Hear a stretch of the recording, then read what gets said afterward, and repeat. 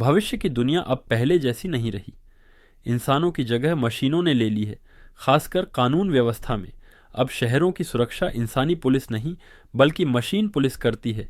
ये रोबोट हर गली, हर सड़क और हर कोने में तैनात हैं ताकि अपराध पर पूरी तरह काबू पाया जा सके। इसी शहर में एक दिन 4 मशीन पुलिस और कुछ इंसानी अफसरों को एक बड़े ऑपरेशन का आदेश मिलता है। खबर होती है कि कुछ अपराधी भारी मात्रा में नशीले सामान की डील करने वाले हैं। जैसे ही ऑपरेशन शुरू होता है, रोबोट पुलिस आगे बढ़ती है और इंसानी पुलिस को कवर देती है। डील के दौरान हालात अचानक बिगड़ जाते हैं। माल खराब निकलता है, जिससे गैंग का सरगना बुरी तरह भड़क जाता है। गुस्से में आकर वह अपने ही एक आदमी को सबके सामने मार देता है ताकि अपनी दहशत दिखा सके। लेकिन तभी आसमान से हेलीकॉप्टर उतरता है। मशीन पुलिस और इंसानी फोर्स मौके पर पहुंच जाती है। खुद को घिरा देख अपराधी भागने की कोशिश करते हैं। गोलियां चलती हैं, धमाके होते हैं, लेकिन मशीनों के सामने ज्यादातर अपराधी टिक नहीं पाते। इसी दौरान गैंग का सरगना एक कमरे में छुप जाता है। जैसे ही एक मशीन पुलिस दरवाज़ा खोलती है, जोरदार विस्फोट होता है। धमाके में वह रोबोट बुरी तरह क्षतिग्रस्त हो जाता है। इसी अफरा तफरी का फायदा उठाकर गैंग का लीडर फरार हो जाता है। ऑपरेशन विफल हो जाता है और क्षतिग्रस्त रोबोट को वापस फैक्ट्री लाया जाता है। इसी फैक्ट्री में काम करता है डीन, जो मशीन पुलिस बनाने वाली कंपनी का सबसे होशियार इंजीनियर है। उसकी बनाई तकनीक की वजह से ही मशीन पुलिस इतनी सफल है। कंपनी के बड़े अधिकारी उसकी तारीफ करते नहीं थकते। लेकिन उसी कंपनी में एक और इंजीनियर है, विंसेंट। वह भी रोबोटिक्स एक्सपर्ट है, लेकिन उसकी बनाई मशीनें नाकाम रही हैं। ऊपर से फंडिंग कम होती जा रही है। डीन की कामयाबी विंसेंट को अंदर ही अंदर जला रही है। वहीं दूसरी तरफ क्षतिग्रस्त रोबोट की जांच होती है। शरीर पूरी तरह तबाह हो चुका होता है, लेकिन उसकी पावर बैटरी अब भी सही सलामत होती है।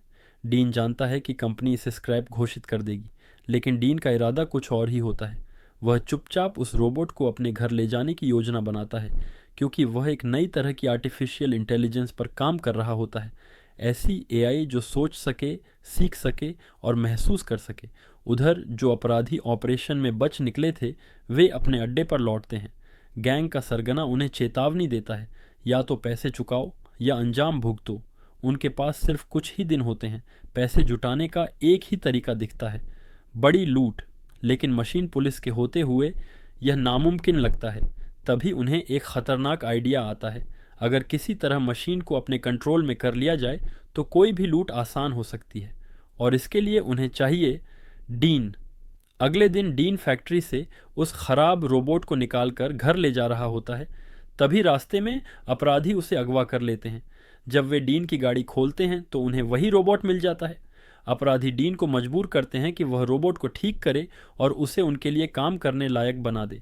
डीन जानता है कि उसकी जान खतरे में है, इसलिए वह हामी भर देता है। यहीं से शुरू होता है एक ऐसे रोबोट का जन्म जो सिर्फ मशीन नहीं बल्कि सोचने समझने वाला जीव बनने वाला था। जैसे ही सिस्टम चालू होता है, रोबोट पहली बार दुनिया को देखता है, एक नवजात बच्चे की तरह। वह चीज़ों को पहचानना सीखता है, बोलना सीखता है, सवाल पूछता है। लेकिन अपराधियों को यह पसंद नहीं आता। उन्हें एक हथियार चाहिए था, बच्चा नहीं। यहीं से कहानी एक खतरनाक मोड़ लेने वाली थी। जैसे जैसे दिन बीतते गए, रोबोट की सीखने की क्षमता सबको हैरान करने लगी। वह अब सिर्फ आदेश मानने वाली मशीन नहीं रहा था, बल्कि एक बच्चे की तरह हर चीज़ को देखकर समझने की कोशिश कर रहा था। उसके सवाल बढ़ते जा रहे थे, उसकी आंखों में जिज्ञासा साफ दिखाई देती थी। डीन उसे बार बार समझाने की कोशिश करता कि दुनिया सिर्फ हिंसा और लूट से नहीं चलती। वह उसे बताता है कि सही और गलत क्या होता है, इंसान कैसे सोचते हैं और ज़िंदगी का मतलब क्या है। रोबोट इन बातों को बड़े ध्यान से सुनता है, मानो हर शब्द उसके दिमाग में गहराई से बैठ रहा हो। लेकिन दूसरी तरफ कार्ल और उसकी टोली को यह सब बकवास लगती है। उन्हें एक ऐसा हथियार चाहिए था जो बिना सवाल किए उनके लिए अपराध करे। जब वे देखते हैं कि रोबोट पेंटिंग बना रहा है और अजीब सी ड्राइंग्स कर रहा है, तो कार्ल का गुस्सा फूट पड़ता है। वह डीन को धमकाता है और साफ कह देता है कि अगर रोबोट ने जल्द ही काम करना नहीं सीखा तो अंजाम बुरा होगा। डर के मारे डीन को वहाँ से जाने पर मजबूर कर दिया जाता है। अब रोबोट पूरी तरह अपराधियों के बीच रह जाता है। योलांडी उसे अपने बच्चे की तरह मानने लगती है। वह उसे नए कपड़े पहनाती है, बातें सिखाती है, गाने सुनाती है। रोबोट पहली बार परिवार जैसा कुछ महसूस करता है। लेकिन कार्ल की सोच अलग थी। उसका मानना था कि अगर इस दुनिया में जिंदा रहना है तो पहले दुनिया की बेरहमी समझनी होगी। इसी सोच के साथ वह रोबोट को अकेला छोड़ देता है, एक ऐसे इलाके में जहाँ कोई कानून नहीं था। वहां पहुंचते ही रोबोट को असली दुनिया का सामना करना पड़ता है। लोग पहले उसे पुलिस समझकर डर जाते हैं, लेकिन जैसे ही उन्हें पता चलता है कि वह कोई खतरा नहीं है, हालात बदल जाते हैं। वही लोग जो डर रहे थे अब उस पर हमला करने लगते हैं। कोई पत्थर मारता है, कोई डंडा, कोई आग लगाने की कोशिश करता है। रोबोट समझ ही नहीं पाता कि बिना वजह लोग उसे क्यों चोट पहुंचा रहे हैं। वह भागता है, गिरता है, उठता है, लेकिन हर तरफ हिंसा ही हिंसा होती है। यही उसका पहला सबक था। दुनिया हमेशा न्यायपूर्ण नहीं होती। किसी तरह वह वहां से बच निकलता है, लेकिन खतरा अभी खत्म नहीं हुआ था। इसी बीच विंसेंट, जो डीन से नफरत करता था, उसका पीछा करते करते इस सच्चाई तक पहुंच चुका था कि एक अलग तरह का रोबोट बनाया गया है। वह इस तकनीक को अपने फायदे के लिए इस्तेमाल करना चाहता था। वह कुछ लोगों के साथ मिलकर रोबोट को पकड़ लेता है। रोबोट को बंद कर दिया जाता है, उसके साथ बेरहमी की जाती है, उसका एक हाथ काट दिया जाता है और उसके दिमाग से ज़रूरी जानकारी निकालने की कोशिश की जाती है। लेकिन शायद यही वह पल था जब रोबोट ने डर और जीने की इच्छा को सच में महसूस किया। अंतिम ताकत लगाकर वह खुद को आज़ाद कर लेता है और चलते वाहन से कूद जाता है। घायल हालत में, टूटे शरीर के साथ, वह किसी तरह वापस कार्ल के ठिकाने तक पहुंचता है। योलांडी उसे इस हालत में देखकर टूट जाती है। वह कार्ल को दोष देती है। कार्ल को भी पहली बार एहसास होता है कि शायद उसने हद पार कर दी है। रोबोट की मरम्मत की जाती है, उसे नया हाथ मिलता है। योलांडी उसे कहानियां सुनाती है, दिलासा देती है। यहीं से रोबोट के अंदर कुछ बदलने लगता है। वह समझने लगता है कि दर्द क्या होता है, अपनापन क्या होता है। अगले दिन कार्ल माफ़ी मांगता है। वह कहता है कि अब से रोबोट उसका बेटा है।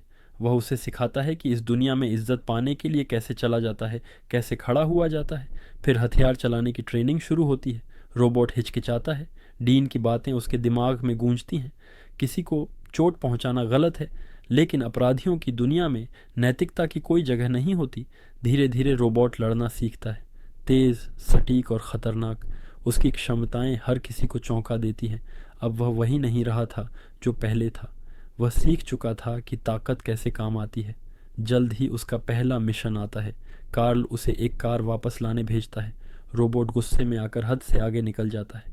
यह देखकर कार्ल को समझ आ जाता है कि उसने एक बहुत ताकतवर चीज़ बना दी है। लेकिन सवाल यह था, क्या वह इसे कंट्रोल कर पाएगा? कहानी अब उस मोड़ पर पहुंच चुकी थी जहां मासूमियत और अपराध के बीच की रेखा मिटती जा रही थी। अब चप्पी पूरी तरह बदल चुका था। वह अब वही मासूम मशीन नहीं रहा जो हर चीज़ को डर और हैरानी से देखता था। उसकी चाल में आत्मविश्वास था। उसकी आंखों में गुस्सा और समझ दोनों झलक रहे थे। कार्ल उसे जिस दुनिया में ढालना चाहता था, चप्पी अब उसी दुनिया का हिस्सा बनता जा रहा था। कार्ल को सिर्फ एक ही चीज़ की जल्दी थी, पैसा। ब्लैक गैंग का सरदार हर दिन दबाव बना रहा था। अब आखिरी मौका था। एक बख्तरबंद गाड़ी जिसमें बेहिसाब पैसा था, वही उनकी आज़ादी की चाबी थी। योजना बनाई जाती है। चप्पी को बताया जाता है कि यह सब खेल है, लेकिन चप्पी जानता था कि यह खेल नहीं, कुछ और है। फिर भी वह चुप रहता है, क्योंकि जिन लोगों को वह अपना परिवार मानने लगा था, वही उसे आगे बढ़ने को कह रहे थे। लूट का दिन आ जाता है।